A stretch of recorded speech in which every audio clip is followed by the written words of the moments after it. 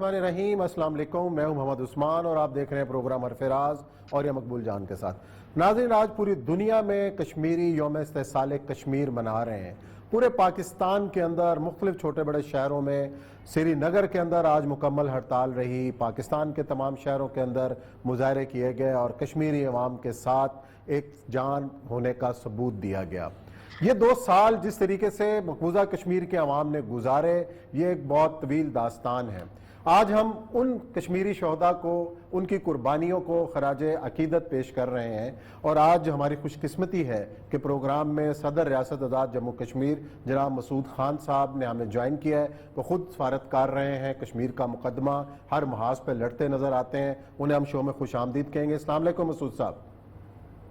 वालेकुम अस्सलाम, बहुत बहुत शुक्रिया मुझे दावत देने का। अच्छा मसूद साहब, ये बताइएगा कि 2 साल जिस तरीके से कश्मीरी अवाम ने गुजारे हैं और इन 2 सालों के अंदर आपने आज़ाद कश्मीर के सदर की हैसियत से अगर पाकिस्तान की बात करें तो सिफारती महाज के ऊपर हमने इन कश्मीरियों की लड़ाई किस अंदाज में लड़ी?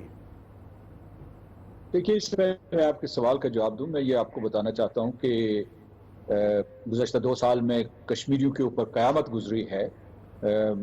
वहाँ हर घर जो है मातम कदा है, पूरा कश्मीर एक मातम कदा है, पूरा का पूरा कश्मीर जो है वो महसूर है। तो और दूसरी ये है कि बैनुल-अक़वामी सतह पर कुछ रिपोर्टिंग हुई है शुरू के महीने जो थे 2019 के, उसमें ख़ासतौर से अगस्त, सितंबर और अक्टूबर में रिपोर्टिंग थी। लेकिन जो वहाँ हालात हैं उसके बारे में हमें मुकम्मल तौर पर इल्म नहीं है।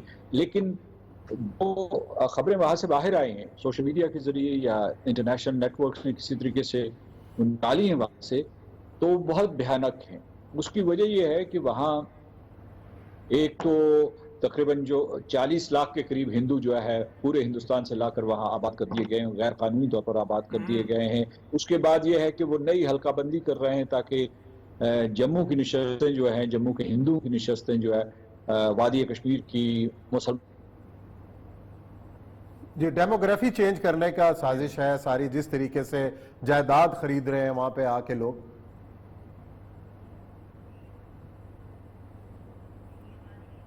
नहीं मेरा ख्याल है कि ऑडियो को प्रॉब्लम आई है, दोबारा हम कोशिश करेंगे। तो जिस तरह मसूद साहब बता रहे हैं कि क्या क्या तरीके इख्तियार की जाए। इसमें सबसे अहम तरीन चीज़ ये है कि हमारी सफारत खाने से लहदा एक ऐसी चीज़ है कि इंडिया को पहली दफ़ा तारीख में इतना बैड मीडिया नजर आया है। इंटरनेशनल प्रेस ये कभी नहीं हुआ। ये उनकी अपनी खबासत के रिटर्न में हुआ है। बिल्कुल, हमारी शायद मीडिया की लॉबी इतनी तजीद। मसूद साहब, हाँ जी, मसूद साहब बात अपनी जारी रखिएगा। दोबारा आपसे राब्ता हमारा बहाल हुआ है। आप जिस तरह कह रहे थे कि जिस तरह डेमोग्राफी चेंज की जा रही है, हल्का बंदियां तब्दील हो रही हैं, जायदाद खरीद रहे हैं बाहर से आके वहां पे लोग, इसका क्या इम्पैक्ट पड़ा है कश्मीरियों की जिंदगी के ऊपर? न सिर्फ ये, बल्कि मैं ये आपको बताऊंगा कि उन्होंने तकरीबन 80% जो जम्मू कश्मीर की ज़मीन है, कश्मीर की ज़मीन है, वो उनसे छीन ली है और उसे वो अपने जो हिंदू बाहर से आके कारोबार करेंगे या जो गैर कानूनी आबादियाँ वो बताएंगे उनके लिए मुख्तस किया जा रहा है। और फ़ौज के नाम पर वहाँ जो है वो बहुत सी ज़मीन जो है हथियाई जा रही है।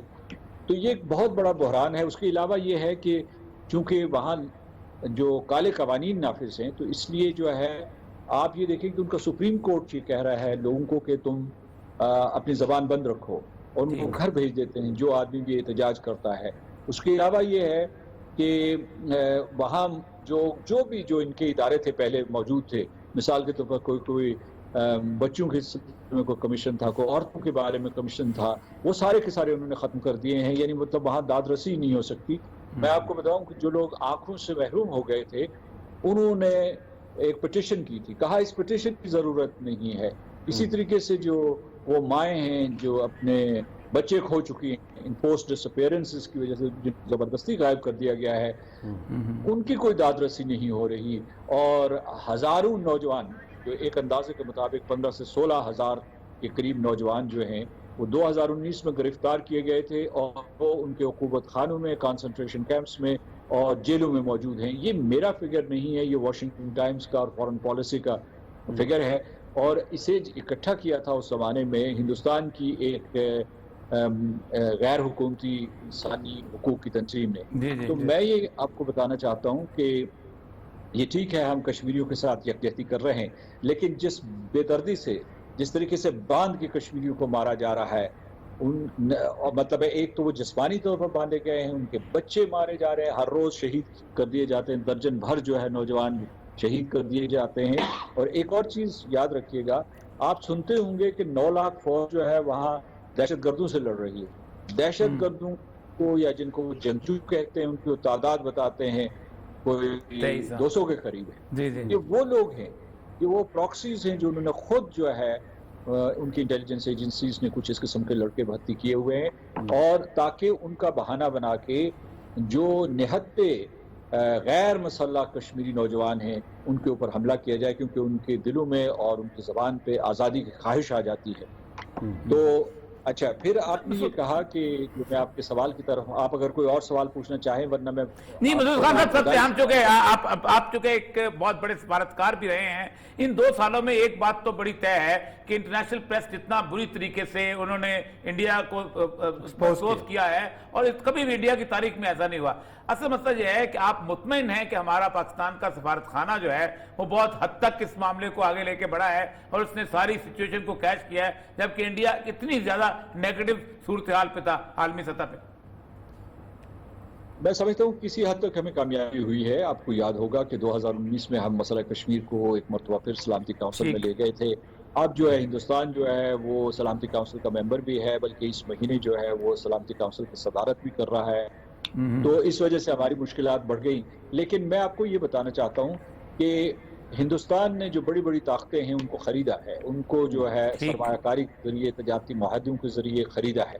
یہ بھی آپ اسے سمجھیے کہ سفارت کاری کا حصہ ہے، کیونکہ عام طور پہ لوگ یہ سمجھتے ہیں کہ مسئلہ کشمیر کے سلسلے میں ذمہ داری جو ہے وہ صرف دفتر خارجہ کی ہے۔ چونکہ میں دفتر خارجہ میں رہا ہوں تو مجھے یہ پتا ہے کہ ہمیں من حیث القوم جدوجہد کرنی ہے، اور ہم لوگ جو ہے ایک ہی سانس میں سیاسی اور سفارتی کوششوں کا ذکر کرتے ہیں۔ سفارتی الگ ہے، مجھے پتا ہے کہ وہ کیا دائرہ کار ہے، کیسے آپ حکومتوں سے بات کرتے ہیں، کیسے آپ اقوام متحدہ میں اس مسئلے کو اٹھاتے ہیں۔ سیاست یہ ہے، کیا ہماری سیاسی جماعتیں جو ہیں پاکستان کی، وہ ایک مشترکہ اور متفقہ پلیٹ فارم پہ اکٹھی ہوئی، اور کیا دنیا بھر کے جو سیاسی جماعتیں ہیں یا انٹر پارلیمنٹری یونین ہے، جب پارلیمنٹ سے ان کے ساتھ ان کے رابطے ہوئے یا نہیں ہوئے؟ جی بالکل، یہ بہت صحیح آپ نے پوائنٹ آؤٹ کیا کہ کس طریقے سے ہم نے ان کو اکٹھا کرنے کی کوشش بھی سنجیدہ کی ہے کہ نہیں کی۔ یہ ظاہر ہے حکومت کا کام ہوتا ہے کہ وہ سب کو ایک پلیٹ فارم پہ بٹھائے اور ایشوز کے حوالے سے اتفاق رائے پیدا کرے۔ بہت شکریہ مسعود خان صاحب، صدر ریاست آزاد جموں کشمیر، ہمیں تفصیلات بتا رہے تھے۔ یہاں لیتے ہیں بریک، اور بریک کے بعد پروگرام کا سلسلہ جاری رہے گا۔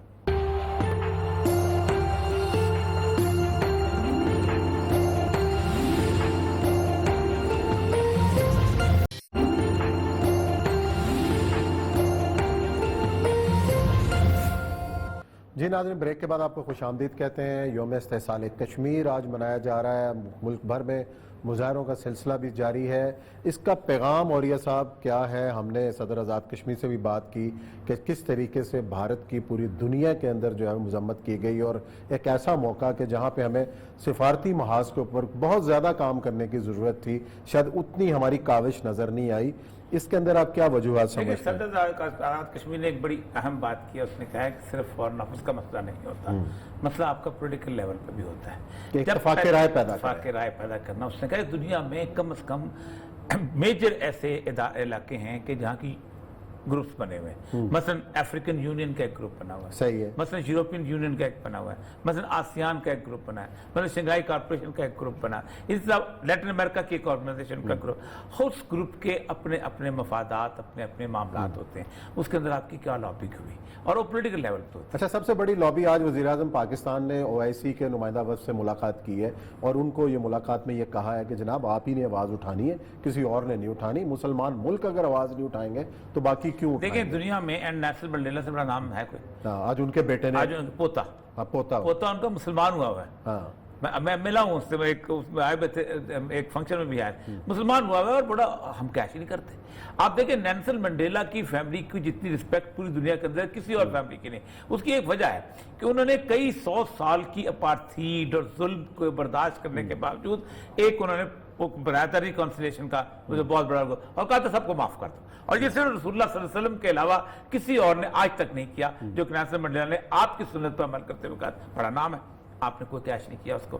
میں وہی ان سے سزا سے پوچھ رہا تھا کہ جو کچھ انڈیا کے ساتھ عالمی پریس کر چکا ہے، جو انڈیا کے ساتھ اس یورپین یونین والی رپورٹ ہو چکی ہے، آپ دیکھیں ہمارے ہاں ایک چھوٹی سی بات ہوتی تھی تو یوں بلو اپ کرتے تھے، آپ نے کیا بلو اپ کیا کہ نہیں کیا؟ اور ہمیں کوئی وفود نظر نہیں آیا کیونکہ پارلیمانی پارٹی کا گروپ کوئی جا رہا ہو کسی دارالحکومت میں بیٹھ کے لابنگ کر پاگل رہا ہو جانا ہو۔ چاہیے تھا لوگوں کو نکلنے کے لیے، میں ادھر جاتا ہوں آپ ادھر جائیں۔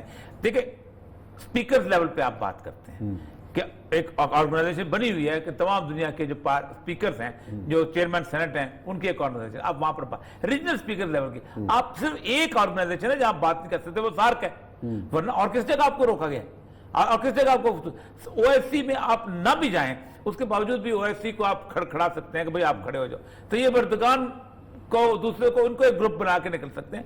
پاکستان نے بنیادی طور پر اس اپورچونٹی کو کیچ نہیں کیا، یہ بہت تکلیف دہ بات ہے۔ اب آج ہم نے منا تو لیا ہے پورے پاکستان کے لیول پہ، لیکن عثمان صاحب میں آپ کو ایک چھوٹی سی اپنی بچپن کی یاد آپ کو بتاتا ہوں۔ اس کے لیے کم از کم 1-2 مہینے سے تیاری چل رہی تھی کہ ہم نے کرنا ہے، اسٹیٹ لیول پہ بھی کرنا ہے، باقی اب آج میں تو کشمیر ڈے کے اوپر سکھر میں جلسہ جلوس نکلا ہے، اس کی ریلی کی صدارت جو ہے وہ ڈپٹی کمشنر صاحب کر رہے تھے، وہ سیاستدان نہیں ملے آپ کو وہاں پر، باقی ڈپٹی کی ضرورت کیا ہے، ڈپٹی کمشنر کو اپنا اس کی سیکورٹی کے ارینجمنٹ کے اوپر کھڑا ہونا چاہیے ایس پی کے ساتھ، ٹھیک۔ اب میں بتاؤں حضرت بل کے درگاہ میں یہ 61-2 کی بات ہے، ایک مبارک چوری ہو گیا تھا، ہم مسجد میں جمعہ پڑھ رہے تھے، صبح خبر لگی تھی، جمعے کے بعد گجرات شہر میں کوئی شخص ایسا نہیں تھا جو سڑکوں پہ نہ ہو، کسی نے کوئی کال نہیں دی تھی، کسی نے کوئی گفتگو نہیں کی تھی، اتنا غیظ و غضب تھا، اتنا غیظ و غضب تھا کہ سڑکوں پہ لوگ نکلتے تھا گریبان ایک دوسرے کا پاڑ دیں۔ یہ کیفیت کیوں نہیں پیدا ہوتی؟ اس کی بنیادی وجہ یہ ہے کہ اس وقت ہماری لیڈرشپ بھی اس لیول پہ آگے تھی اور سمجھتی تھی کہ ہم نے لڑنا ہے، جو کچھ بھی کرنا ہے، ہمارے لوگوں کے اندر صورتحال ہے، ہم کشمیریوں کو جانتے تھے۔ اصل مسئلہ یہ ہے کہ ایک جو نسل جو ہے 1947 کی، کچھ بھی آپ کہہ لیں، اس نسل نے ایک میسج یہ دیا ہوتا ہے کہ بھائی میں اپنے باپ کی قبر کو اس لیے چھوڑ کے نہیں آیا تھا کہ یہ ملک کیسے ہے، میں کون، عثمان صاحب مجھے بتایا کون اب باپ دادا کی قبروں کو چھوڑتا ہے؟ میرے گھر میں جتنے بھی لوگ تھے وہ جہاں یاد کیا کرتے تھے امرتسر کو، جا کرتے تھے کشمیر سے بزرگ آتے تھے، وہ آ کے بیٹھتے تھے، سردیوں کے اندر وہاں شالیں بناتے تھے اور وہاں بیٹھ کے اپنے سامان بیچتے پھر واپس چلا جایا کرتے تھے۔ یہ صورتحال تھی۔ یہ اب کہانیاں سنانے والا کوئی نہیں رہ گیا، نہ کوئی دادا رہ گیا، نہ کوئی نانا رہ گیا، نہ کوئی اور اس طرح، اور پھر ہم نے اس کہانیوں کو کیری فارورڈ نہیں کیا۔ میں آپ کو ایک اور بات بتاؤں، قومیں جو زندہ ہوتی ہیں، امریکہ کے واشنگٹن ڈی سی کے اندر ایک بہت بڑا میوزیم ہے جس کو ہولوکاسٹ میوزیم کہتے ہیں، اس سے پہلے 5 میوزیم تھے۔ ایک شخص تھا سمتھ جو تھا، ایک فرینچ کا بیٹا تھا، اس کا باپ بڑا امیر آدمی تھا، لیکن اس کا باپ اس کو اون نہیں کرتا تھا کیونکہ اس کی شادی جو تھی ڈوبیس تھی، تو یہ بندہ وہاں سے بھاگ کے امریکہ آ گیا اور اس نے آ کے وہاں پر ایک کا کام کیا، پیسے کمائے اور اپنا سارا پیسہ میوزیم میں دے دیا اور اپنے نام کے ساتھ لکھا سمتھ سن، اپنا نام نہیں رکھا کہ میں سمتھ کا بیٹا ہوں۔ اس نے ایرو اسپیس میوزیم بنایا، پورا جہاز وہاں اس کے اندر کھڑا ہے۔ میں وہاں ہولوکاسٹ میوزیم ہے جو یہودیوں نے اپنے اوپر جو ظلم ہوئے ہیں اس کے اوپر انہوں نے پیسے دے کے وہ بنایا، سمتھسونین ہولوکاسٹ میوزیم۔ ایک دادی کو میں نے دیکھا، ایک بچے کو لے کے جا رہی تھی، اتنے سے بچے کو، اور ایک جگہ بتا رہی تھی کہ یہ شنڈلر لسٹ ہے جہاں پہ۔ اچھا چلیں، گفتگو کو بڑی امپورٹنٹ ہو رہی ہے، اس کا سلسلہ جاری رکھتے ہیں یا بریک کا کہہ رہے ہیں؟ بریک لیتے ہیں اور اس کے بعد پروگرام کا سلسلہ جاری رکھتے ہیں۔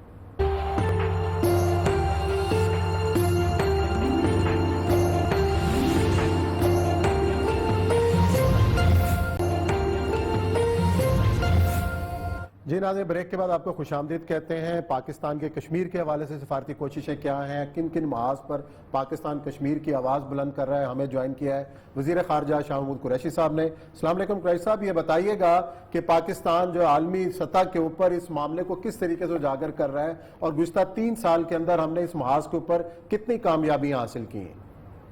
جی وعلیکم السلام۔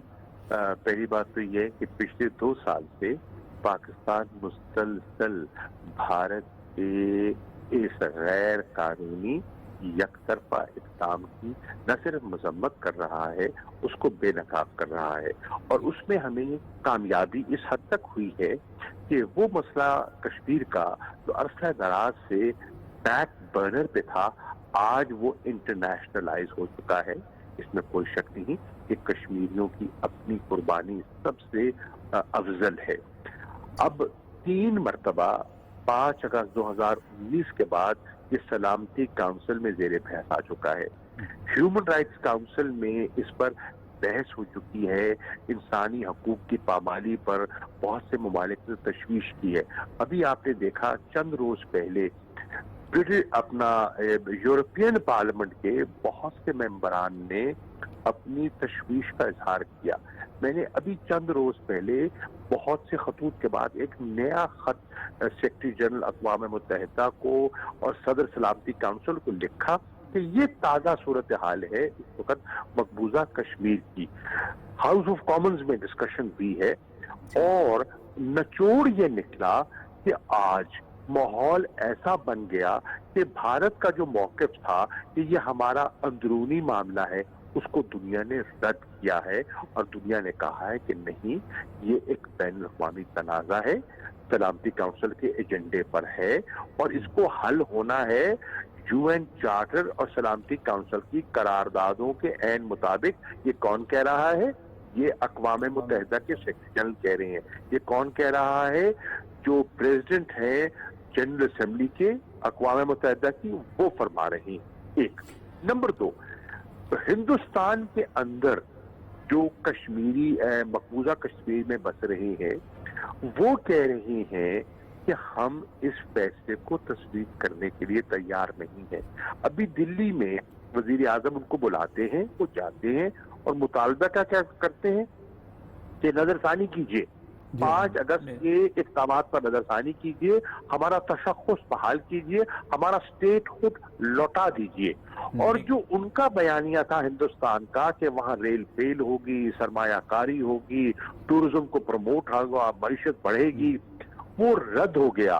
$6 ارب کا ان 2 سالوں میں مقبوضہ کشمیر کی معیشت کو نقصان پہنچا ہے۔ جو انسانوں کو اذیت پہنچائی ہے، جو ظلم ہوا ہے، وہ تو اس سے ہٹ کر اگر جو لوگوں کو سنہرے خواب دکھائے گئے تھے وہ چکنا چور ہوئے ہیں۔ بھارت بے نقاب ہوا ہے، ہندوتوا کی سوچ مسلط دکھائی دے رہی ہے، سیکولر انڈیا دفن ہوتا آپ کے سامنے دکھائی دے رہا ہے۔ تو اس پہ اللہ کے فضل و کرم سے پاکستانی قوم کا موقف جو ہے پہلے سے۔ اچھا قریش صاحب، یہ بتائیے گا کہ ایک نارملسی کی بات ہوئی کہ پاکستان اور بھارت کے درمیان تعلقات کو معمول پہ لانے کے لیے مذاکرات کی بات بھی چلی، معید یوسف صاحب کی ملاقاتیں بھی کہیں ہوئی ہیں۔ اب یہ بتائیے گا کہ اس سطح کے اوپر پیش رفت کہاں جاری ہے؟ ہماری طرف سے شرط عائد کی گئی کہ اقدامات واپس ہوں گے تو ہم بھارت سے بات چیت اور تجارت کے لیے تیار ہیں۔ کہ آپ کو نظر آ رہا ہے کہ بھارت کی قیادت کے رویے میں کچھ ذرا سی بھی تبدیلی کہ وہ پاکستان سے بات کرنے کے موڈ میں ہیں یا نہیں ہے؟ دیکھیے، بھارت مجھے لگتا ہے ایک کشمکش میں ہے۔ جب وہ مقبوضہ کشمیر کی صورتحال کو بگڑتا ہوا دیکھتا ہے، جب وہ دیکھتا ہے کہ اس کے اقدامات سے وہ کشمیری جو پہلے ان کی طرف مائل تھے وہ بھی دور ہو گئے، تو وہ چاہتا ہے کہ معاملات کو سلجھایا جائے۔ معاملات کیسے سلجھ سکتے ہیں؟ گفت و شنید سے سلجھ سکتے ہیں۔ گفت و شنید کے لیے ماحول سازگار کس نے کرنا ہے؟ بھارت نے کرنا ہے۔ معاملات کو بگاڑا کس نے؟ ماحول کو خراب کس نے کیا؟ بھارت نے کیا۔ ہم کہتے ہیں، ہم نے تو کبھی نہیں چاہا کہ مسئلہ جنگ سے حل ہو، ہم تو کہتے ہیں پرامن طریقے سے گفت و شنید سے ہم معاملات کو طے کرنے کے لیے تیار تھے، لیکن ہم کشمیر کے کاز پر کوئی کشمیریوں کے ساتھ بے وفائی کر نہیں سکتے۔ شامل قریش صاحب، ابھی مسعود خان صاحب ہمارے ساتھ تھے، صدر آزاد کشمیر، انہوں نے کہا کہ 3 مختلف جگہ ہوتی ہیں، سفارتی لیول پہ خود وہ سفارتکار رہے ہیں، انہوں نے بات کی، وہاں تو بات ہو رہی ہے، سب کچھ ہے، لیکن ایک پولیٹیکل یکجہتی ہوتی ہے کسی ملک کی ایسے ایشو کے اندر۔ وہ کہتے ہیں کہ وہ پاکستان میں ہمیں خواب ملی ہے۔ مجھے آپ کا کمنٹ چاہیے کہ کیا ہم جس بچپن سے جس کشمیر ایشو پہ متحد تھے، ہمارے والدین، ہمارے بزرگ، ہم خود بھی تھے، اس عمر میں تک تھے، کیا آپ کو پاکستان میں یہ پولیٹیکل یکجہتی نظر آئی یہاں پر سیاسی پارٹیوں کے درمیان؟ देखिए किबला, हमने दियानतदारी से और ये साहब दियानतदारी से यकजहती के माहौल को उजागर करने की कोशिश की। हम मसले को पार्लियामेंट पे ले गए और हमने पूरी एक करारदाद पे पूरी अपोजिशन से कंसल्टेशन की और मुत्तफिका उनकी आरा को शामिल करके मुत्तफिका करारदाद पास की 2 मरतबा, नेशनल असेंबली में भी और सेनेट में भी। हमने लीडरशिप को दावत दी, दफ्तर खारजा में उनको ब्रीफ किया। आज़ाद कश्मीर की तब क़यादत थी अपना फारूक हैदर साहब के पास, मुस्लिम लीग नून से उनका ताल्लुक है, वज़ीर आज़म।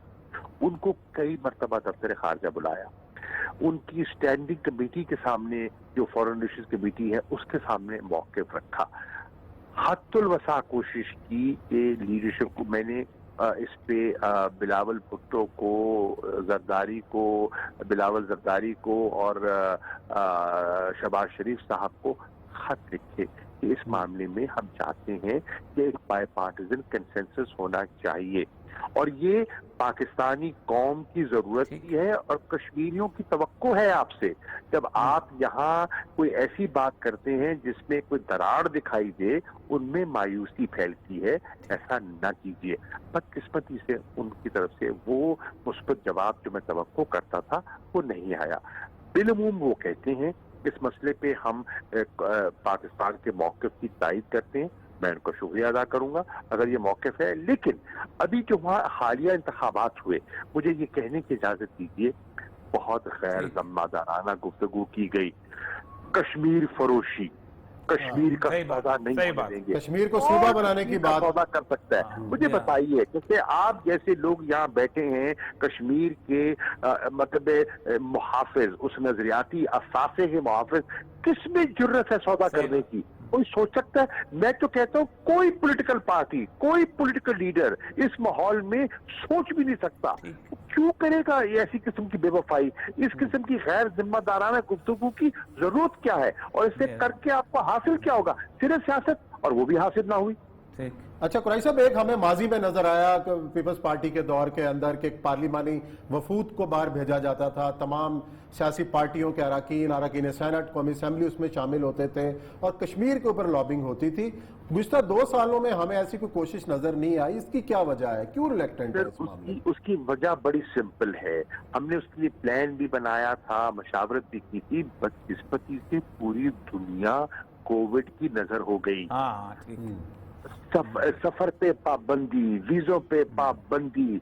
अब आप देखें जो जायज है, जो बेचारे मुलाजिम है, बच्चे तालीम के लिए नहीं जा सकते, क्वारंटीन करना पड़ता है। अभी जो बरतानिया ने किया है, हमें रेड लिस्ट पे रखा हुआ है। एक शहरी को जो वहां जाना चाहता है उसको 10 दिन के लिए क्वारंटीन करनी पड़ेगी, 2285 पाउंड जेब से अदा करने पड़ेंगे। बिल्कुल ठीक है। इस माहौल में कोई मिलने को तैयार नहीं है, कोई मतलब वर्चुअल कॉन्फ्रेंसेस हो रही हैं, हत्ता के अक़वाम मुत्तहिदा के इजलास नहीं हुए, हत्ता के हज नहीं अदा कर सके लोग। ये तरह माहौल तो देखिए आप। अच्छा कुरैशी साहब, आपकी मौजूदगी का फायदा उठाते हुए एक और सवाल आपसे पूछना चाहूंगा, जरा कश्मीर से हटकर है। बात यह है कि अफगानिस्तान का मामला भी गर्म है और जो सूरत हाल चल रही है, ऐसे माहौल में हमारे जो मामले खुसूसी हैं, मोईद यूसुफ साहब का इंटरव्यू वो बड़ा इसके डिस्कशन के अंदर है कि बाइडन साहब ने फोन क्यों नहीं किया इमरान खान साहब को, और फाइनेंशियल टाइम वाला इंटरव्यू। तो क्या हमें क्यों इंतजार है बाइडन साहब हमें फोन करें और क्या बात करें? मैं अर्ज करूं, देखिए अगर नहीं किया तो कोई कयामत नहीं आई। सही बात। पाकिस्तान अल्लाह के फजल से हशाश बशाश है। आप मुस्कुरा रहे हैं, हम गुफ्तगू कर रही हैं, कोई ऐसी कयामत नहीं आई, कोई आपका खाना पीना बंद नहीं हुआ। देखिए, हम अफगानिस्तान में जो करना चाहते हैं, हम अपने लिए करना चाहते हैं, अपने खित्ते के लिए करना चाहते हैं, अपने अफगान भाइयों के मुस्तकबिल के लिए करना चाहते हैं। हम अमन चाहते हैं, हम इस्तेहकाम चाहते हैं, हम अमेरिका की खुशनुदी के लिए नहीं करना चाहते, हम अपने हालात को बेहतर करना के लिए चाहते हैं। अमेरिका अगर बात करता है तो उसके मफाद में है बात करना, और अगर अमेरिका बात नहीं करता तो अपना नुकसान करता है। अच्छा कुरैशी साहब, ये बताइएगा अमेरिका क्या डिमांड कर रहा है हमसे, क्या उसने मांगा है जो हमने नहीं दिया और इतना नाराज बैठा कि फोन भी नहीं कर रहा? क्या वजूहात है? मैं तो ये नहीं कहूंगा, मैं समझता हूं कि उनके रास्ते भी हैं। मैं ये नहीं कहूंगा नाराज बैठा है, मैं ये नहीं कहूंगा, क्योंकि मेरी उनके جو وزیر خارجہ ہیں اس سے ان سے 2 مرتبہ میری گفتگو ہوئی ہے، ان کی جو ڈپٹی سیکرٹری ہیں ان سے میری گفتگو ہوئی ہے، ہمارے انٹیلیجنس لیول پہ رابطے ہیں، ہمارے نیشنل سیکیورٹی ایڈوائزر کی ملاقاتیں ہوئی ہیں، تو میں اس کو ناراض تو نہیں کہوں گا۔ ہاں اب یہ ہے کہ آپ اور کچھ کر دو اور کچھ کر دو، تو ہم یہ کہہ رہے ہیں کہ بھائی ہم تو اپنے مفاد کے لیے سب کچھ کرنے کے لیے تیار ہیں۔ ہم کیا چاہتے ہیں اس وقت؟ امریکہ اور ہمارا آبجیکٹیو ایک ہے، وہ کیا ہے؟ وہ امن ہو جائے، وہ کیا ہے؟ مذاکرات آگے بڑھ جائیں، وہاں خون خرابہ بند ہو جائے۔ ہم کیوں نہیں چاہیں گے؟ ہم تو ہمیشہ چاہیں گے، لیکن ہم یہ بھی کہتے ہیں اسپوائلر موجود ہیں، افغانستان کے اندر بھی اسپوائلر بیٹھے ہیں، اور ہندوستان جو ہے وہ پاک میں بیٹھا ہے، وہ تو اس کی تو آئے دن کسی نہ کسی اس کو ضرورت ہے کہ معاملات بگڑے رہے وہاں۔ اچھا، آپ نے اسپوائلرز کی بات کی، اور ایک ہم آپ بات کہتے رہے کہ وسیع البنیاد حکومت افغانستان کے اندر بننی چاہیے، پاکستان کی یہ پالیسی ہے، لیکن وہ جو وسیع البنیاد حکومت میں شامل جو عناصر ہیں مسلسل پاکستان کے اوپر ہرس رائی کرتے رہتے ہیں، الزامات لگاتے رہتے ہیں، پھر ایسے لوگوں کو پھر ہم کیوں حمایت کرتے ہیں کہ وہ شامل ہوں اس افغان حکومت کے اندر جو ہمیں پچھلے سالوں میں کرتے رہے؟ ایک اور چیز میں تھوڑی سا آج کل سوال کے اندر کہ جو لوگ افغانستان کے جانتے ہیں ٹریول سیٹ اپ کو، وہاں وسیع البنیادی کا تصور جو ہے وہ کم از کم 1000 سال سے تو کہیں نظر آیا نہیں ہے۔ ہمیشہ جو طاقتور ہوتا ہے وہی غلبے پہ آ کے حکومت کرتا رہا ہے وہاں۔ جی دیکھیے، بالکل آپ تاریخ کا حوالہ دے رہے ہیں، اور میں آپ کے اس نالج کو اپریشیٹ کرتا ہوں۔ دیکھیے، عرض یہ ہے کہ وہاں حکومت کے اندر بھی معقول لوگ بھی ہیں، ایسے لوگ بھی ہیں جو سمجھتے ہیں کہ پاکستان کے ساتھ اچھے تعلقات میں افغانستان کا فائدہ ہے۔ میں کھل کے کہتا ہوں، ان کے جو وزیر خارجہ ہیں، میری ان سے جب بھی گفتگو ہوئی ہے بڑی مناسب ہوئی ہے، مثبت ہوئی ہے، اور انہوں نے کوئی ایسا جملہ نہیں کہا جس پر میں انگلی اٹھاؤں یا اعتراض کروں۔ ان میں میری ابھی حالیہ دنوں میں جب میں گیا ہوا تھا ایک کانفرنس کے لیے، میری ان کے جو پیس کاؤنسل کے سربراہ ہے ڈاکٹر عبداللہ ان سے ملاقات بڑے اچھے ماحول میں ہوئی، کوئی ان نے ہاں، لیکن ایسے لوگ بھی ہیں جو ان کے فرسٹ وائس پریزیڈنٹ ہیں، ان کے بیانات بھی آپ سنتے ہیں، ان کے نیشنل سیکیورٹی ایڈوائزر نے جو گفتگو کی ہے وہ بھی آپ سنتے ہیں، لیکن بالعموم جو ہے افغانستان کے لوگ یہ نہیں سوچ رہے۔ افغانستان کے لوگ سمجھتے ہیں، جو ذی شعور طبقہ ہے وہ سمجھتا ہے کہ پاکستان کے ساتھ اچھے تعلقات میں ان کا فائدہ ہے، نقصان نہیں ہے۔ پاکستان ان کی بہتری چاہ رہا ہے۔ ہم کیوں چاہیں گے وہاں خون خرابہ ہو؟ ہم کیوں چاہیں گے؟ ہماری تو جو جیو اکنامکس کی ہماری سیاست ہے اور ہماری جو پالیسی ہے اس میں افغانستان میں امن ہوگا تو ہمیں رسائی ملے گی۔ بالکل جی، پاکستان میں امن ہوگا، افغانستان میں امن ہوگا، ایک دوسرے سے جڑے ہوئے ہیں۔ بہت شکریہ شام قریشی صاحب، آپ نے ہمیں جوائن کیا۔ اسی نوٹ کے ساتھ پروگرام ختم کرتے ہیں، انشاءاللہ پیر کو ملاقات کریں گے نئے موضوعات کے ساتھ۔ اپنا خیال رکھیے گا، اللہ حافظ۔